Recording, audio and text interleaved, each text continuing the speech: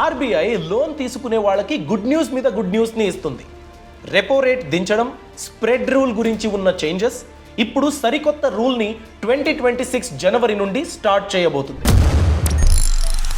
మీ డబ్బు ఆదా అవ్వాలంటే ఈ రూల్ని ఖచ్చితంగా మీరు పాటించాలి. హైలైట్ ఏంటంటే రీజనల్ రూరల్ బ్యాంకు, ఎన్బిఎఫ్సిలు, కమర్షియల్ బ్యాంకులు, ప్రైవేట్ బ్యాంకులు, కోఆపరేటివ్ బ్యాంకులు, గవర్నమెంట్ బ్యాంకులు, అన్ని బ్యాంకులు ఈ రూల్స్ని పాటించాల్సిందే. ఆ రూల్ ఏంటి?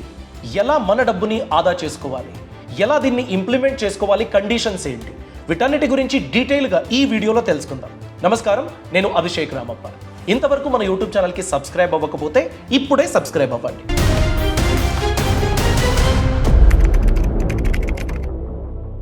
లోన్ తీసుకున్న ఎవరైనా ఈ డబ్బు త్వరగా తిరిగి చెల్లించినట్లయితే నేను కట్టే వడ్డీ అన్నది ఆదా అవుతుంది.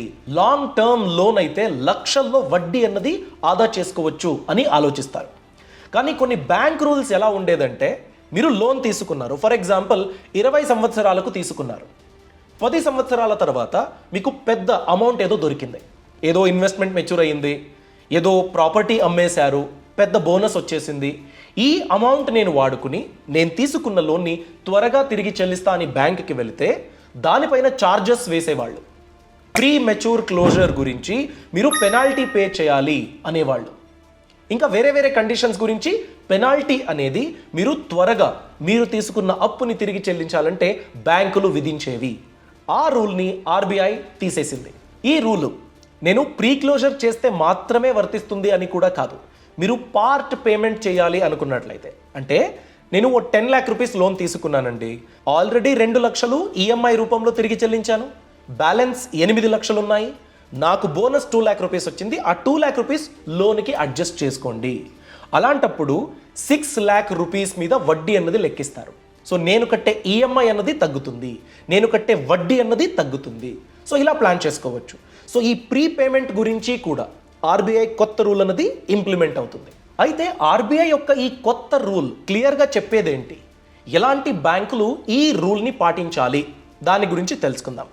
ఆర్బీఐ కొత్త రూల్ ఏంటంటే, మీరు ఫ్లోటింగ్ రేట్ కింద ఎలాంటి లోన్ తీసుకున్నా, హోమ్ లోను, వెహికల్ లోను, పర్సనల్ లోను, ఇలాంటి ఏ లోన్ తీసుకున్నా సరే, టర్మ్ ముగిసేలోపు, అంటే మీరు ఒక 5 yearsకో 10 yearsకో తీసుకున్నారనుకోండి, ఆ టర్మ్ ముగిసే ముందు నేను ప్రీ పేమెంట్ చేస్తా, ప్రీ క్లోజర్ చేసేస్తా, అప్పు మొత్తం తిరిగి చెల్లిస్తా అన్నట్లయితే without any penalty or pre closure charges బ్యాంకులు అక్సెప్ట్ చేయాలి.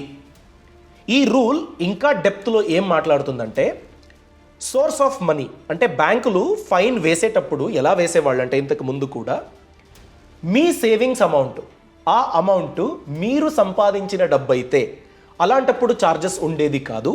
అది కాకుండా నేను ఇప్పుడు ఒక బ్యాంకులో లోన్ కడుతూ ఉన్నాను, వేరే బ్యాంకులో నా క్రెడిట్ స్కోర్కి ఇంకా తక్కువ వడ్డీ రేట్ అనేది వాళ్ళు ఆఫర్ చేస్తున్నారు, అలాంటప్పుడు నేను బ్యాలెన్స్ ట్రాన్స్ఫర్ చేసుకుంటా, వేరే బ్యాంకుకి ఈ లోన్ని ట్రాన్స్ఫర్ చేసుకుంటా అన్నట్లయితే అలాంటప్పుడు పెనాల్టీ వేసేవాళ్ళు.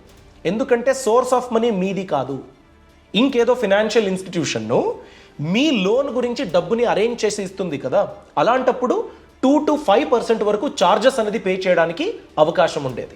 ఈ నియమం ఎలా ఒక నెగటివ్ ఎఫెక్ట్ని ఇచ్చేదంటే, నేను చేంజ్ చేసుకుంటున్నాను కాబట్టి నాకెంతో కొంత సేవింగ్స్ అయ్యేది కదా, ఆ సేవింగ్స్ ఈ ఛార్జెస్ రూపంలో బ్యాంకుకి వెళ్ళేది. అప్పుడు మనం ఏం చేస్తాము, అరే అక్కడ ఒక 10% సేవ్ అవుతుంది, ఇక్కడ 2 to 5% నాకు ఛార్జెస్ అని చెబుతున్నారు, ఇంకక్కడ ఏమేమి ఉంటుందో ఎందుకు ఊరికే ఆ 2 to 5% ఛార్జెస్ ఇవన్నీ గోలా, వద్దు ఈ బ్యాంక్లోనే కంటిన్యూ చేసేద్దాం అనే ఒక ప్రాబ్లం ఉండేది. ఆ ప్రాబ్లంకి సొల్యూషన్ ఆర్బీఐ తెచ్చిన ఈ రూల్. గుర్తుపెట్టుకోండి, ఫ్లోటింగ్ రేట్ ఇంట్రెస్ట్ పైన మీరు ఏదైతే లోన్ తీసుకుంటారో ఆ లోన్ ప్రోడక్ట్కి మాత్రమే ఈ కొత్త రూల్ అన్నది వర్తిస్తుంది. అది కూడా January 1, 2026 నుండి ఇంప్లిమెంట్ అవుతుంది. ఈ రూల్ని అన్ని బ్యాంకులు పాటించాలి, పేమెంట్స్ బ్యాంకులు తప్ప. పేమెంట్స్ బ్యాంకులు అంటే ఎయిర్టెల్ పేమెంట్ బ్యాంక్ ఉంది, పేటిఎం పేమెంట్ బ్యాంక్ ఉంది, ఎన్ఎస్డిఎల్ పేమెంట్ బ్యాంక్ ఉంది, ఇండియా పోస్ట్ పేమెంట్ బ్యాంక్ ఉంది. ఇది డిజిటల్ రూపంలో కస్టమర్స్కి ఎక్కువగా సర్వీసెస్ అందించాలని ఆర్బీఐ తెచ్చిన ఒక ఆప్షన్. వీళ్ళు ఒక క్రెడిట్ కార్డ్ని ఇవ్వడానికో వేరే ఇంకేదో సర్వీసెస్ ఇవ్వడానికో అవకాశం ఉండదు. బేసిక్ బ్యాంకింగ్ నెసెసిటీస్ ఏదైతే ఉంటుందో అలాంటి సర్వీసెస్ని అందిస్తాయి. ఇలాంటి పేమెంట్స్ బ్యాంక్ తప్ప మిగిలిన regional rural bank, cooperative bank, commercial, private, government bank వీళ్ళందరూ ఈ రూల్స్ని పాటించాల్సిందే. అయితే ఎవరికి ఈ రూల్ యొక్క బెనిఫిట్ లభిస్తుంది దాని గురించి ఇప్పుడు చూద్దాం. మీరు ఫ్లోటింగ్ రేట్లో హౌసింగ్ లోన్ తీసుకుంటే, పర్సనల్ లోన్ తీసుకునుంటే, వెహికల్ లోను, ఎడ్యుకేషన్ లోను, ఏదైనా కన్జ్యూమర్ లోను ఇలాంటి లోన్ తీసుకుని ఉంటే దాన్ని తిరిగి చెల్లించేటప్పుడు మీకు లాభం అవుతుంది. ప్రీ క్లోజర్ చేసినట్లయితే, పార్ట్ పేమెంట్ చేసినట్లయితే. ఇది ఒకటి. ఇంకొకటి ఏంటంటే, ఇంతకుముందు ఒక లాకిన్ పీరియడ్ ఉండేది. మీరు లోన్ తీసుకోండి, 6 ఇన్స్టాల్మెంట్స్ పే చేయండి, ఆ 6 ఇన్స్టాల్మెంట్స్ తర్వాత మీరు ఎలిజిబుల్ అవుతారు పార్ట్ పేమెంట్ చేయడానికి, ప్రీ క్లోజర్ చేయడానికి అని ఒక రూల్ ఉండేది, ఒక లాకిన్ పీరియడ్ ఉండేది. సో ఇప్పుడు ఈ కొత్త రూల్ ప్రకారంగా మనం చూసుకున్నట్లయితే ఎవరైతే ఫ్లోటింగ్ రేట్లో తీసుకున్నారో లోన్ ప్రోడక్ట్ని వాళ్ళకి ఎలాంటి లాకిన్ పీరియడ్ ఉండకూడదు. లోన్ తీసుకున్నారు, వాళ్ళకేదో అమౌంట్ అరేంజ్ అయ్యింది, ఇప్పుడు నేను తిరిగి చెల్లిస్తా అన్నట్లయితే ఎంత క్విక్గా కస్టమర్ తిరిగి చెల్లించాలని ప్లాన్ చేసుకున్నా కూడా బ్యాంకులు అక్సెప్ట్ చేయాలి. ఇదేనండి రూలు. అంతేకాకుండా బిజినెస్ గురించి ఏదైనా లోన్ తీసుకుని ఉంటే, స్మాల్ అండ్ మైక్రో ఇండస్ట్రీ మీరు నడుపుతున్నట్లయితే అలాంటప్పుడు కూడా ఆ లోన్ ఫ్లోటింగ్ రేట్లో ఉంటే ఈ కొత్త రూల్ అన్నది వర్తిస్తుంది. బట్ కొన్ని కండిషన్స్ ఉంటాయి.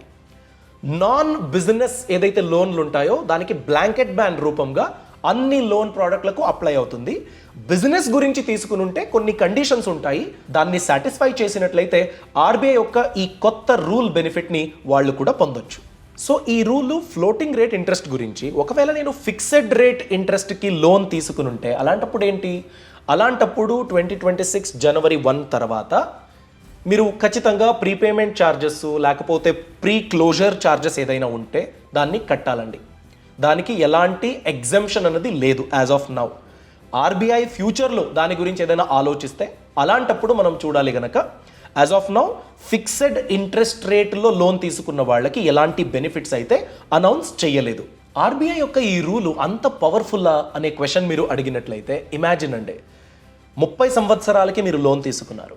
ఒకవేళ ప్రతి సంవత్సరం 12 ఈఎంఐలు కాకుండా 13 ఈఎంఐలు కడతాను, ఒక 5 ఇయర్స్కి వన్స్ నాకేదో బోనస్ అమౌంట్ వచ్చింది, ఒక ప్రీ పేమెంట్ చేస్తాను, ఇలా మీరు ప్లాన్ చేసుకున్నట్లయితే 30 సంవత్సరాలు తిరిగి చెల్లించవలసిన ఒక లోను 12 ఇయర్స్కో, 15 ఇయర్స్కో, 20 ఇయర్స్కో క్లియర్ అవుతుంది.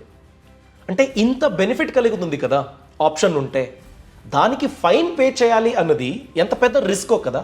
30 సంవత్సరాలు అనేది ఒక వ్యక్తి అని చూసుకున్నట్లయితే ఎంత అయితే ఎర్న్ చేయడానికి అవకాశం ఉంటుందో ఇయర్స్, దాంట్లో ఒక 80% అంత టైం అవుతుందండి 30 ఇయర్స్ అంటే. సో చాలా స్లోగా మీరు ఈఎంఐ కడుతూ అంత వడ్డీ తిరిగి చెల్లించి మీ రిటైర్మెంట్ ఏజ్కి వచ్చినా కూడా లోన్ తిరిగి చెల్లిస్తూ ఒక టెన్షన్ ఉంటుంది. ఆ టెన్షన్ ఉండకూడదంటే ఉన్న అమౌంట్ని వాడుకుని త్వరగా లోన్ తిరిగి చెల్లించాలి. అలాంటి అవకాశం ఆర్బీఐ థింక్ చేసింది, సామాన్య గ్రాహకులకి ఇది అందించాలి అని ప్లాన్ చేసింది, ఇంప్లిమెంట్ చేస్తూ ఉంది. సో దీన్ని మీరు సరిగ్గా వాడుకోవాలి. సో క్విక్గా ఒక బ్రీఫ్ అని చూసుకున్నట్లయితే బాటమ్ లైన్, ఫ్లోటింగ్ రేట్లో మీరు ఇల్లు ఖరీదు చేయడానికి, హోమ్ రినోవేషన్ గురించి మీరు తీసుకుని ఉంటే, ఒకవేళ మీరు హోమ్ లోన్ని ట్రాన్స్ఫర్ చేసుకుని ఉంటే అలాంటప్పుడు మీరు ఎలాంటి ఛార్జెస్ పే చేయాల్సిన అక్కర్లేదు ఫ్లోటింగ్ రేట్ ఉంటే. అదే ఫ్లోటింగ్ రేట్లో మీరు మెడికల్ ఎమర్జెన్సీ గురించి, పిల్లల ఎడ్యుకేషన్ గురించి, వాళ్ళ ఫీజు పే చేయాలి అని మీరు ఏదైనా లోన్ తీసుకుని ఉంటే అలాంటి లోన్ల మీద కూడా ప్రీ పేమెంట్కి, ప్రీ క్లోజర్కి ఛార్జెస్ లేదు. బైక్ కొన్నారు, కార్ కొన్నారు, కమర్షియల్ వెహికల్ కొన్నారు, ఫ్లోటింగ్ రేట్లో కొన్నారు, అప్పుడు కూడా ఈ నియమం వర్తిస్తుంది. ఒకవేళ మీరు మన దేశంలో లేదు నేను విదేశానికి వెళ్ళి చదవాలనుకుంటున్నాను అనేసి లోన్ తీసుకుని ఉంటే, ఫ్లోటింగ్ రేట్ ఉంటే అక్కడ కూడా నియమం వర్తిస్తుంది. TV, fridge, mobile, washing machine ఇలాంటివన్నీ మీరు కొనుగోలు చేసినట్లయితే ఫ్లోటింగ్ రేట్లో అప్పుడు కూడా మీరు ప్రీ క్లోజర్ చేయొచ్చు. 18 మంత్స్, 24 మంత్స్కి తీసుకున్నారు, 1 ఇయర్ తర్వాత నేను క్లియర్ చేసేస్తా, 1 టైం లంసమ్ అమౌంట్ పే చేసేస్తా అవకాశం ఉంది. బిజినెస్ ఎక్స్పాన్షన్ గురించి, బిజినెస్ మేనేజ్ చేయడానికి లోన్ తీసుకున్నాను, అలాంటప్పుడు ఫ్లోటింగ్ రేట్లో ఉంటే కొన్ని కండిషన్స్ ఉన్నాయి. ఆ కండిషన్స్ మీరు సాటిస్ఫై చేసినట్లయితే అప్పుడు కూడా ఈ నియమం వర్తిస్తుంది విత్ సమ్ కండిషన్స్. మళ్ళీ చెబుతున్నాను, ఫ్లోటింగ్ రేట్ ఇంట్రెస్ట్ మీద మీరు లోన్ తీసుకుని మాత్రమే ఈ నియమం వర్తిస్తుంది. ఫిక్స్డ్ రేట్ కింద మీరు గనక లోన్ తీసుకుని అలాంటప్పుడు ఎలాంటి బెనిఫిట్ ఈ నియమం ద్వారా మీకు కలగదు. ఇప్పుడే మీరు తీసుకున్న లోను ఫ్లోటింగ్ రేటా, ఫిక్స్డ్ రేటా, ఏ బ్యాంకులో తీసుకున్నారు, ఏ ఉద్దేశం కింద తీసుకున్నారు, ఒకవేళ 10 ఇయర్స్ 15 ఇయర్స్ కంప్లీట్ ఇయర్స్కి మీరు కట్టినట్లయితే ఎంత వడ్డీ అనేది మీరు తిరిగి చెల్లిస్తారు, ప్రీ క్లోజర్ చేసినట్లయితే, పార్ట్ పేమెంట్ చేసినట్లయితే ఎంత మీకు వడ్డీ అనేది ఆదా అవుతుంది. ఈ క్యాల్కులేషన్ చేసేసి మీకు బెనిఫిట్ అనిపిస్తే ఇప్పుడే ఈ నియమం వాడుకోవడానికి కావాల్సిన ప్రిపరేషన్ చేసుకోండి. జనవరి 1, 2026 న్యూ ఇయర్కి ఒక గిఫ్ట్లా ఈ నియమం అమల్లోకి వస్తుంది. దాన్ని సరిగ్గా వాడుకోండి. ఈ ఇన్ఫర్మేషన్ మీకు నచ్చినట్లయితే లైక్ చేయండి. మీ అభిప్రాయాన్ని కామెంట్ సెక్షన్లో తప్పకుండా తెలియచేయండి. Thanks for watching. All the best. Boss Wala. Be the boss.